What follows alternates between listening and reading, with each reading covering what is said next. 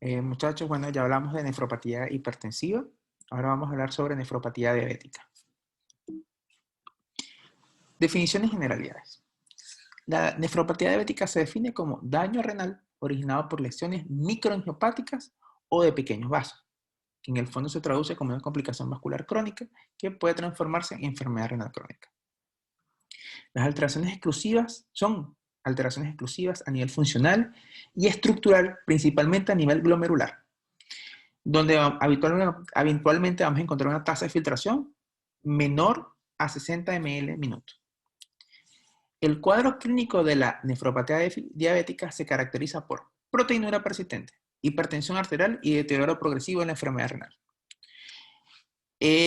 Hoy por hoy, ya el término más usado es enfermedad renal diabética. Así que la casuística entonces se ha ido modificando por la terminología reciente que se ha empleado. La enfermedad renal diabética constituye una de las complicaciones más importantes de la diabetes mellitus, con repercusión importantísima y definitiva en la calidad de vida del paciente. Factores de riesgo: predisposición genética, más que todo asociado a la expresión de la apolipoproteína E, la edad, la raza, la hipertensión concomitante, la tasa de filtración glomerular elevada, que esto es en el historial natural de la enfermedad, se encuentra en las fases iniciales el mal control glucémico, la obesidad y el tabaquismo. También se han asociado el uso de anticonceptivos orales, pero no hay una relación documentada estrecha. Entre su epidemiología vemos que a nivel mundial el sistema americano de datos renales para el 2015 se estudió, hizo una recopilación de datos entre el 2006 y el 2012 de los 50 de 55 países que tienen mejor documentación, y se pudo ver que hubo un ascenso en un gran porcentaje ya de estos países, que iban desde la India hasta Dinamarca, ya siendo en Estados Unidos uno de los países desarrollados que han mantenido una tasa muy estable en este intervalo de tiempo. En Chile ha aumentado la prevalencia de la enfermedad, ha aumentado su prevalencia y que han llegado a desarrollar enfermedad renal crónica. La enfermedad renal crónica prediálisis fue de un 2.5%, aumentando a un 3.5% de la población para el 2007, que esto equivale a un aumento absoluto de unos 301.000 personas a 473.000 en ese mismo periodo de tiempo.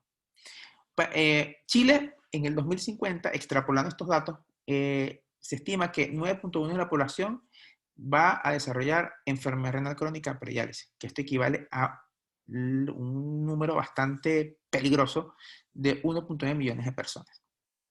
Los principales protagonistas en el desarrollo de enfermedad renal crónica son la diabetes y la hipertensión, consortes que lamentablemente tienen un impacto a nivel de la función renal bastante importante. Su fisiopatología. Hay elementos importantísimos que hay que nombrar que tienen una repercusión en el desarrollo de esta entidad clínica, como productos avanzados de glicosilación o los cuerpos AGE, el estrés oxidativo, la vía de los polioles, la proteinquinasa C, alteraciones del sistema renina-angiotensina-aldosterona, factores de crecimiento, la inflamación y ciertos elementos epigenéticos. Bien, entonces, bien, la hiperglucemia crónica va a inducir a la producción de estos cuerpos avanzados que tienen un impacto directo a nivel endotelial, mesangial y en las células de Schwann. Pero ¿qué ocurre? Que esto es de manera sistémica. Recuerden que la diabetes es una enfermedad sistémica. Y por ende, este compromiso también tiene obviamente repercusión a nivel renal. Pero a grandes rasgos, ¿qué ocurre? Que la hiperglucemia intracelular va a producir alteraciones en lo que son en el ciclo de los ácidos tricarboxílicos. Esto va a inducir a lo que es la oxidación de la glucosa y va a aumentar ciertos elementos oxidativos, ¿ya?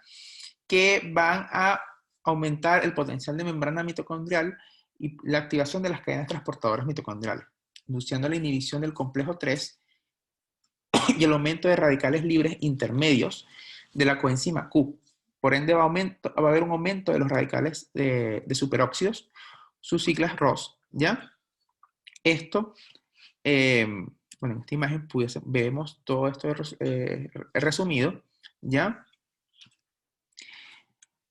Estos radicales libres van a producir el bloqueo de la enzima gliceraldehído 3-fosfato deshidrogenasa, por lo que no se va a ver el paso de gliceraldehídos a disfosfogliceraldehídos, ¿ya? Y por ende va a haber un aumento de los precursores de las vías glucolíticas. Estas vías glucolíticas son las responsables de ciertos cambios que van a llevar a la nefropatía diabética. En la vía del sorbitol, ¿ya? O los polioles, va a aumentar el sorbitol, que está directamente relacionado a edema celular y la inhibidores de antioxidantes endógenos intracelulares. La vía, la metilglicosal, va a inducir a la producción de cuerpos avanzados, ya de los AGEs. La vía de la proteinquinasa es responsable de la síntesis de prostaglandina E2 y tromboxano A2, ya que van a producir alteraciones en la permeabilidad vascular, más que todo vasoconstricción, y esto induce a la trombogénesis.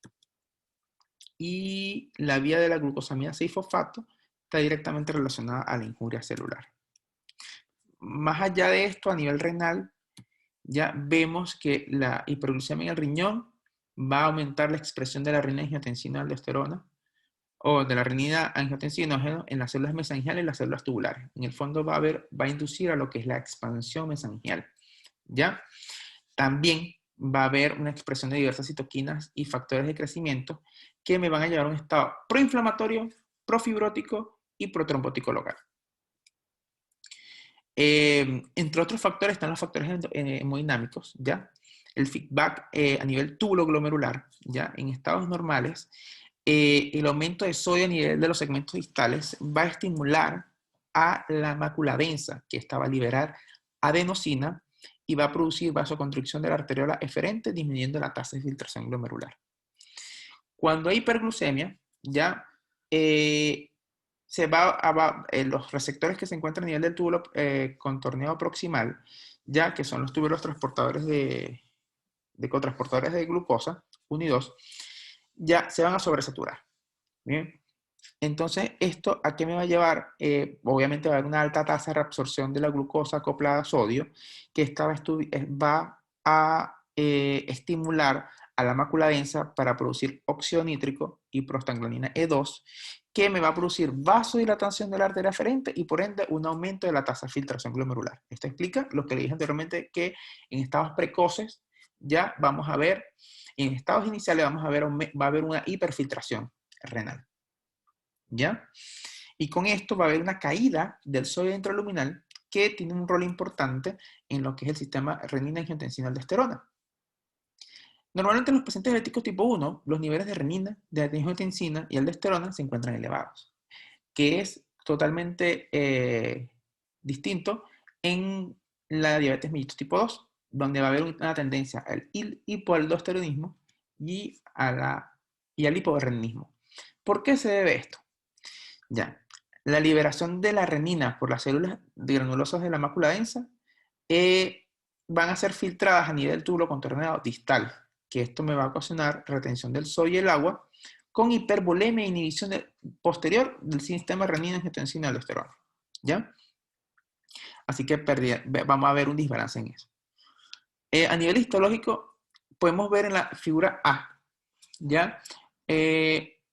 Unos nódulos bastante categóricos de esta entidad clínica, que son los nódulos de Kimmel-Wilson, ¿ya? Vemos en la línea B, ya en la imagen B, vamos a ver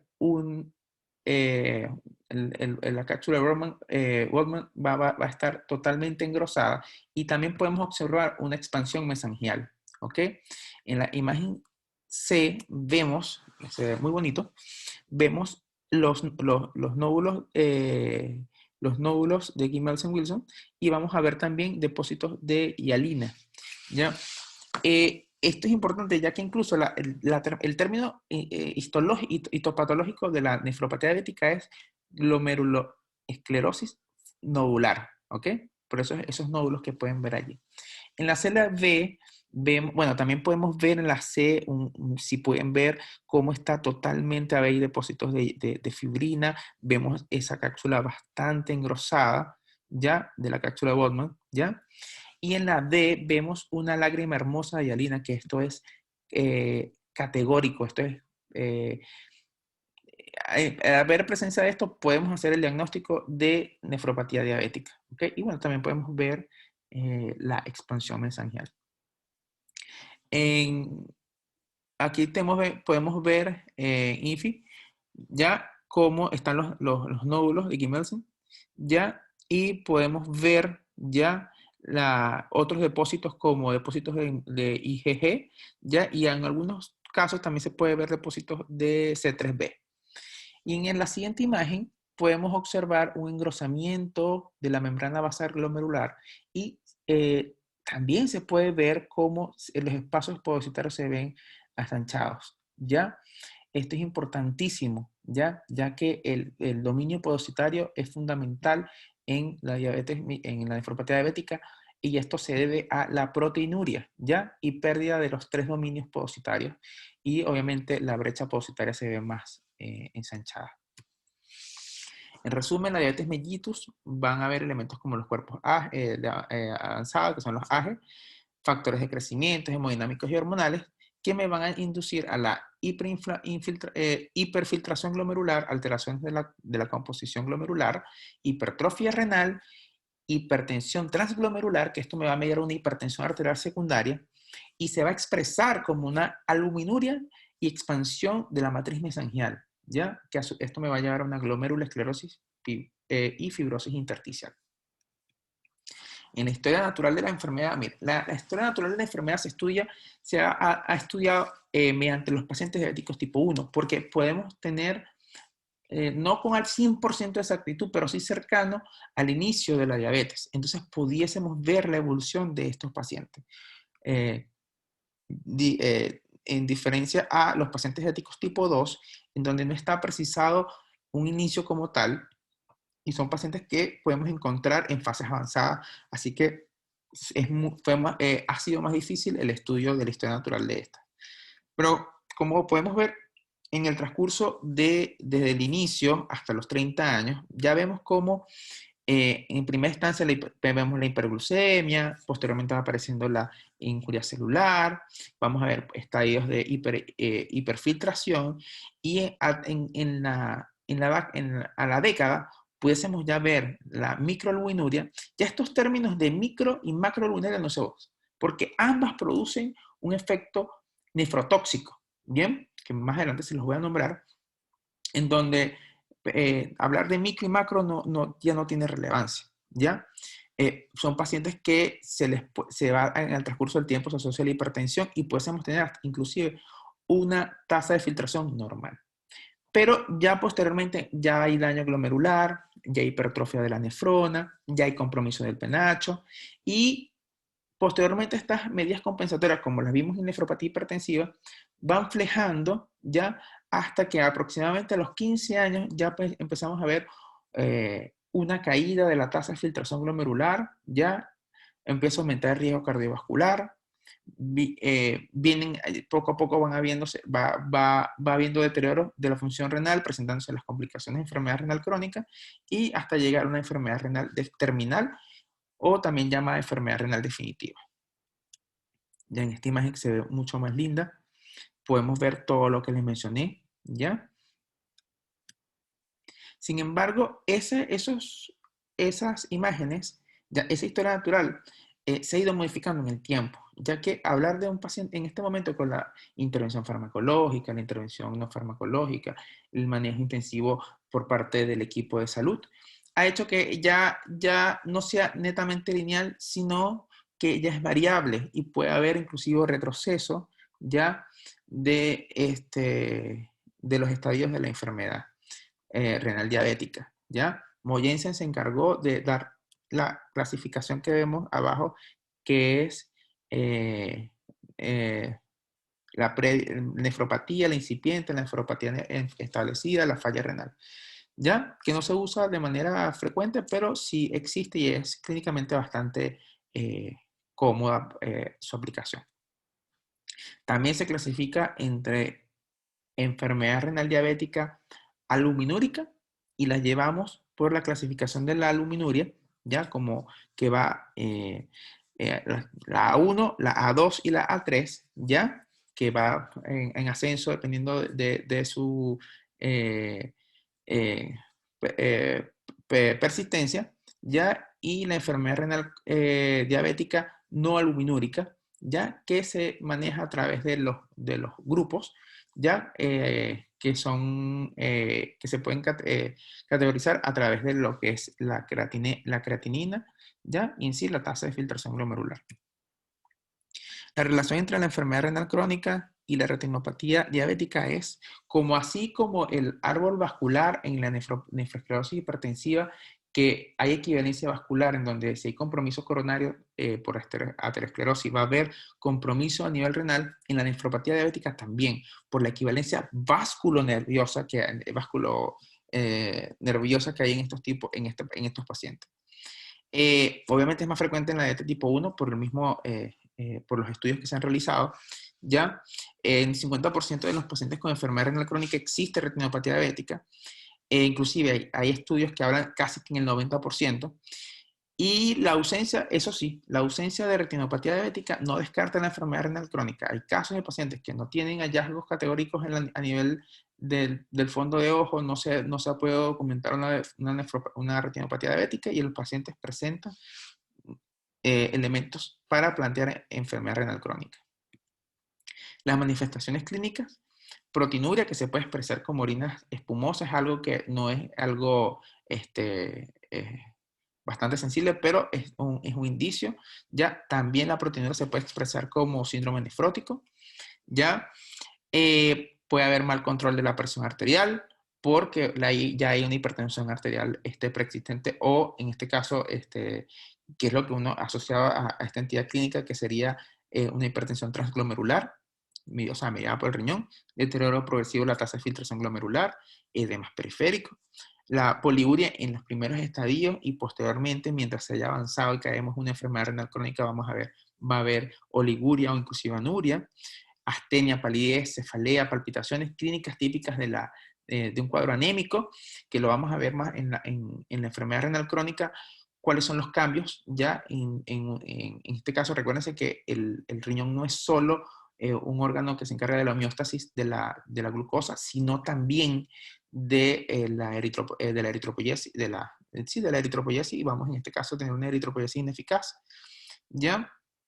La hipertensión arterial, que se encuentra presente en más del 30% de los pacientes con nefropatía diabética, y manifestaciones micro y macrovasculares como la retinopatía diabética, el pie diabético, las vasculoneuropatías periféricas, las gastroparesias, las odontopatías diabéticas, ¿ya?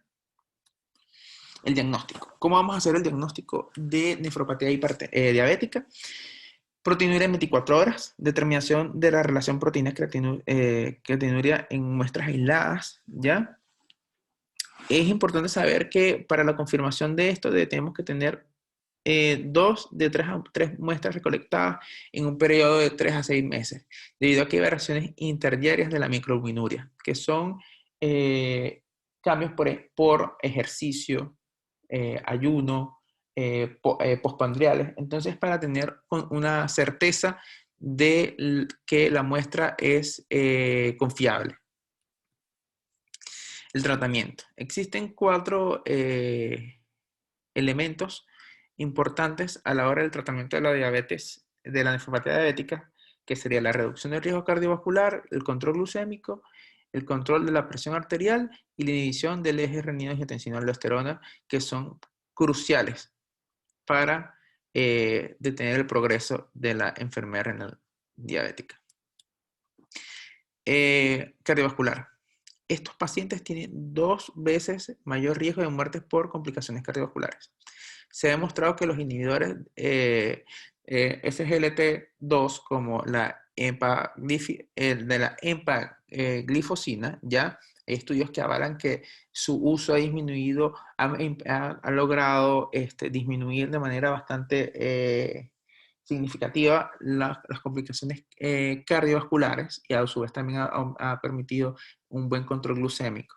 Los agonistas de las GLP-1 como la liraglutida en el estudio Lender también ha demostrado similares datos que son bastante favorables para este grupo de pacientes. El control de riesgo cardiovascular por dislipidemia ya con el uso de estatina es bastante fundamental porque disminuye, recuérdense que estos pacientes tienen un estado protrombótico en el microambiente renal y va a disminuir el riesgo de compromiso micro y macrovascular. Y el cese del tabaquismo es también importantísimo. El control glucémico, bueno, la hemoglobina glicosilada tiene que estar cerca de 7%, ¿ya? Para retrasar las complicaciones micro y macrovasculares. Menor a esto, recuérdense que hay más riesgo de hipoglucemia y pudiésemos ser flexibles hasta 8 en pacientes frágiles, pacientes que ya tienen compromiso vascular, que ya están bastante avanzados, ¿ya? La metformina es el fármaco de elección. Sin embargo, tener mucho cuidado porque hay que omitirla cuando la tasa de filtración está por debajo de 30 ml al minuto, porque hay alta tasa de generarse acidosis láctica que tiene una tasa de mortalidad de 50%, ¿ya? Pudiésemos inclusive ya cuando está entre 45 y 30 hacer modificaciones por tasa de filtración glomerular de este fármaco. Los inhibidores de los DPP-4 son fármacos que personalmente me encantan, ya que no inducen hipoglucemia, son bastante eficaces, son bien tolerados por los pacientes, ¿ya? Tienen menores probabilidades de hipoglucemia y son seguros, ¿ya? Otra cosa es que hay ciertas drogas en este grupo de fármacos que no ameritan ajuste renal y por lo tanto son bastante buenos por esto. Ya, más que todo es la linagliptina, que es uno de los fármacos más usados, ya, que no tiene ajuste renal y pudiésemos usarlo en la población de pacientes de enfermedad renal crónica en hemodiálisis, como terapia sustitutiva. ¿Ya? Estos fármacos generalmente se indican con el último bocado de la comida y tienen una gran tasa del manejo de las glicemias postprandiales. A su vez también tienen una ventaja porque disminuyen el apetito y tienen una alta tasa de control endocrino metabólico, más que todo la pérdida de peso, ¿ya? Y a su vez, bueno, como les dije, el control de peso también están bastante relacionados. También tiene otros beneficios como disminución del colesterol, el LDL, ¿ya? Así que están indicados para el control glucémico. Lamentablemente en el país no se encuentran en el servicio de salud pública como tal, ya más que todo en la APS, en las zonas donde ustedes al momento de egresar van a trabajar, y en el ambiente privado son costosos. Esa es una desventaja que tenemos acá. El control de la presión arterial, los IECAS, ¿ya? Porque los IECAS disminuyen la presión hidrostática en el fondo, ese es el mecanismo como más estudiado a nivel intraglomerular y va a producir vasodilatación de la arteria eferente, ¿ya? Por lo que me va a producir menor impacto en el daño glomerular. Sin embargo, él también tiene otras funciones bastante curiosas y bastante beneficiosas, que él se encarga también de la expresión de la nefrina-like. Y la nefrina está en el dominio diafragmático, ¿ya? En el medio del podocito. Este dominio se encarga de mantener la brecha podocitaria lo más cerrada posible y esto tiene un factor antiproteinúrico. Recuérdense que la proteinuria, mientras haya proteinuria, va a ir aumentando ya las proteínas de alto peso molecular y por lo tanto va a haber mayor ensanchamiento del diafragma podocitario y va a haber más compromiso de la membrana basal glomerular y obviamente amputación de los podocitos y va a avanzar va a ser nefrotóxico en el fondo. ¿Cuál es el axioma? Prevenir y retardar la progresión de la nefropatía incipiente a una nefropatía manifiesta. ¿Ya? ¿Cuál es la meta de la presión? Que esté igual o menor a 130/80. En pacientes post-trasplantados puede ser más flexible hasta 140/80. En el equilibrio del eje de renina-angiotensina-aldosterona, ¿ya? El uso de agentes como YXR2 que bloqueen el eje son el tratamiento de elección, ¿ya? En algún minuto se planteó una terapia dual, pero con el tiempo esto se desacreditó, ¿ya? Así que la terapia dual es lo más, es en este momento lo ideal y lo indicado, ¿ya? Ya que en simultáneo, ¿ya? Y YXR2, inclusive también inhibidores de la renina, ¿ya? Que salió del mercado, el aliscren, ¿ya? Era la molécula, aumentaba los efectos adversos, como hipercalemia, falla renal aguda, y aumentaba el riesgo de efectos cardiovasculares. ¿Cuáles son las metas y las recomendaciones? Bien, vamos a ver el screening anual. En los diabéticos tipo 1 se debe iniciar 5 años después del diagnóstico. En el diabético tipo 2, desde el momento del diagnóstico, como sabemos, como ya les dije, les comenté, no está bien precisado el inicio y no sabemos en qué estadio de los compromisos, del compromiso de la diabetes, desde el punto de vista sistémico y renal, vamos a encontrarlo. Razón albuminuria por miligramo y creatinina en una muestra de orina. Vamos a medir también creatinina plasmática y la estimación de la tasa de filtración glomerular.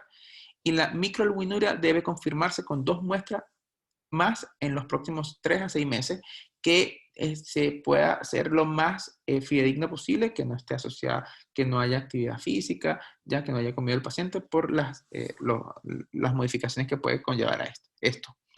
El tratamiento de la hiperglucemia, bueno, el tratamiento intensivo prevé, inclusive lentece la nefropatía diabética, ¿ok?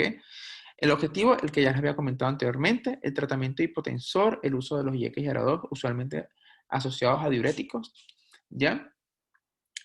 Pudiésemos usar también beta bloqueadores o bloqueadores de los canales de calcio no hidropiridínico. El objetivo, presión por debajo de 130-80.